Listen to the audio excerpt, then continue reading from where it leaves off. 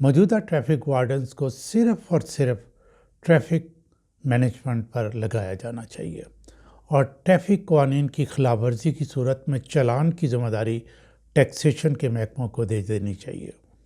صرف ایک فیصلے سے ٹریفک وارڈنز کا لوگوں کے ساتھ اور لوگوں کا ٹریفک وارڈنز کے ساتھ رویہ بہت اچھا ہو جائے گا اور ٹریفک کے بہت سے مسائل حل ہو جائیں گے۔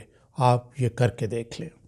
اس وقت جو ٹریفک رولز عوام کے لیے وجہ نزاع بنے ہوئے ہیں وہ حد سے تجاوز کرتی سزائیں ہیں، ایسی سزائیں جو دنیا کے کسی ملک میں نہیں ہیں۔